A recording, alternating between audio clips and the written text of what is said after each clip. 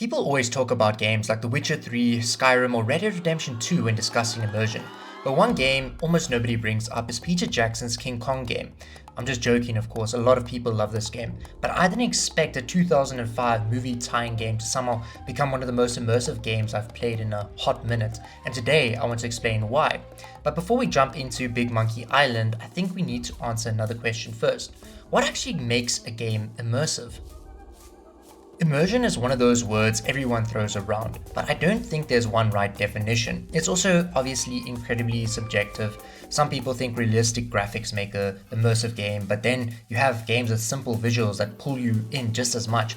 Others think survival mechanics like eating, drinking, pooping, or managing your inventory make a game immersive, while someone else might find those systems annoying or just plain tedious.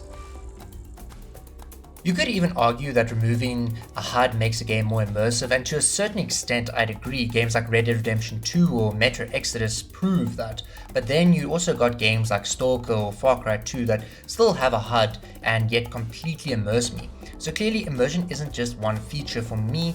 Immersion is the result of dozens of small design decisions working together. It's when I stop thinking like a player and start thinking like a character. For a few hours I am, Arthur Morgan, Geralt of Rivia, or I am the Dragonborn. I blink and somehow an entire morning has disappeared because I was completely invested in that world or its narrative or gameplay. And I mean, if you're really lucky, it's all three of those. So yeah, that's immersion for me, bro, and I think Peter Jackson's King Kong, the official game of the movie, achieves it through dozens of small design decisions that all point towards the same goal. The first thing is Skull Island itself. The island isn't just a setting, it's the main antagonist. Everything on this island wants you dead, no exaggeration. Giant insects, flying rodent things, dinosaurs, hostile natives, collapsing ruins, rivers. Every new area feels like another obstacle trying to kill you. You're not the hero here. You're not some unstoppable action star mowing through enemies. You're just another fragile creature trying to survive in an ecosystem where you're somewhere in here at the bottom of the food chain. I'm pretty sure there are maybe you're above like these little flying grub things you use as bait. I mean, we in a food chain with a T-Rex and a giant, Kong in it. So yeah, there were very few moments where I actually felt powerful, and in those moments you're playing as goddamn King Kong himself. Most encounters felt like I'd barely scraped through, and honestly the game reminded me more of a survival horror game than an action shooter at certain points at least. A lot of people point to the lack of a HUD as the main reason the game feels immersive, but I don't think that's the whole story. Yes, there are no health bars, no minimap, no quest markers, no enemy health bars, and hell, not even a crosshair. But what makes this work is how the game replaces all of that information. Instead of showing you a health bar, your screen becomes distorted, the colors shift, and this unsettling music starts playing, telling you, hey bro, you're dying, get out of here. Instead of displaying your ammo in the corner of the screen, Jack actually shouts how many magazines or shells he has left. You're getting the same information, just in a way that feels natural. Even tiny details help sell the illusion. When Jack walks through water, he instinctively lifts his rifle to stop it from getting wet. Would the gun actually stop working if he didn't? Probably not, but Jack doesn't know that. Although I think having weapons jam in this game could have worked pretty well, kind of like in Far Cry 2. What really impressed me though was how alive Skull Island feels, and yes, I'm using the most basic definitions of alive that we've all come to know. If an animal attacks you or another animal, the world is alive. But yeah, we're not going to get too much into that. The creatures don't behave like enemies waiting for you to trigger them. They feel like animals or creatures living in their own ecosystems. Dinosaurs limp when they're injured and collapse to the ground before dying. Giant centipedes react differently depending on where you pin them with your spear. Shoot one of the flying creatures out of the sky and something else might immediately come and chow it up. Creatures fight each other, they hunt each other, and sometimes you're lucky enough to sneak past while they're distracted.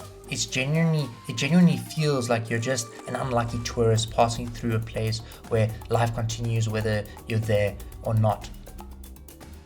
The weapons are another reason the game stays immersive, because it knows exactly what it wants to be. Instead of giving you like 30 different guns with upgrades and attachments, you get a small selection where every weapon has a purpose.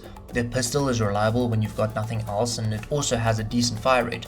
The shotgun is crunchy, check this out, it's really crunchy. and it's also perfect for stunning enemies or clearing out groups of bugs. The sniper rifle lets you deal with threats from a distance because that's what snipers were made for, and it's incredibly satisfying to use. I also hip fired it a lot, and somehow I managed to hit most of my shots. Also, I never ran out of ammo for it, so I ran around with the sniper a lot. Then you've got your Tommy gun, which absolutely chows through ammunition, but that's the point. It's safe for those moments where you're completely overwhelmed or you're fighting a damn T-Rex, because ammo is limited. You're constantly thinking about whether a fight is worth spending bullets on or whether you should find another solution instead. Like what, you ask? Aha, that's where the spear becomes one of the coolest weapons in the game. It's not just a backup weapon for when you're out of ammo, it has loads of uses. You pin centipedes to walls or the ground to make them an easier kill if you pin them down and shotgun them. You can light a spear on fire, burn enemies, or clear obstacles. You can stick bait on your spear to lure predators away. The game constantly encourages you to improvise instead of just shooting everything in sight. Some encounters almost feel like little puzzles where you're trying to figure out the smartest way to survive, rather than simply blasting your way through, because shit, you probably won't have enough ammo for that anyway, Rambo. Your companions are also, this is really rare to say, useful. In so many games, AI companions are just dead weight, but yeah, they actually contribute a bit. They'll fight, save one another, hand you weapons when you're out of ammo, and genuinely they just feel like fellow survivors instead of NPCs waiting for the player to do something. It makes the group feel believable, and when you're all desperately trying to escape another damn T-Rex attack, it genuinely feels like you're surviving together. Then there's Kong himself. Playing as Kong completely changes the pace of the game. After feeling vulnerable as Jack, suddenly you're this unstoppable force throwing dinosaurs around and smashing everything in your path. It's a fun change of pace, and while the combat is fairly simple, it kind of reminds me a little bit of the old God of War games. You even have like a rage mode, and you also kind of can finish enemies off by basically just breaking the jaws of the dinosaurs. I think though the game was smart enough not to overdo it. Kong sections are just long enough to feel exciting before the game hands control back to Jackety Jack. The game is also incredibly cinematic, which tracks. It's literally called Peter Jackson's King Kong, the official game of the movie. But just because a game is based on a movie doesn't automatically make it cinematic. I mean, think about some other movie tie-in games like Captain America Super Soldier. Is it cinematic? No. Let me show you what I mean when I say it's cinematic, bruh.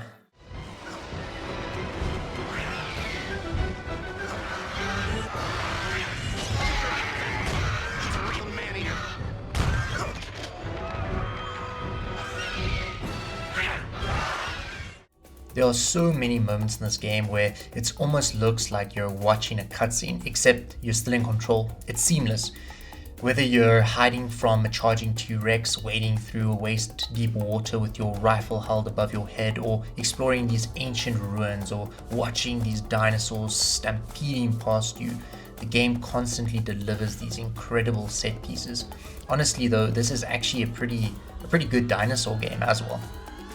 One thing I really appreciate is that the game also knows when to end. It never overstays its welcome. Every level, for the most part, introduces a new mechanic or gimmick, a new environment or a new threat, and before any of those ideas become repetitive, the game moves on. I honestly think if the developers had padded this game out to even 8 or 12 hours, it would have lost a lot of what makes it special or even immersive. The sound design also deserves a mention too. You hear insects buzzing, dinosaurs roaring, somewhere in the distance, Kong is, beating his chest, your companion shouting for help, and the jungle itself never really goes quiet, and the weapon sound designs are also just great. The game constantly builds tension with the sounds because you never know what's around the next corner. So is King Kong immersive because it has no HUD? I don't think so. The HUD is only one small piece of the puzzle. What makes this game immersive is that almost every system points toward the same goal, making you feel like you're surviving on Skull Island.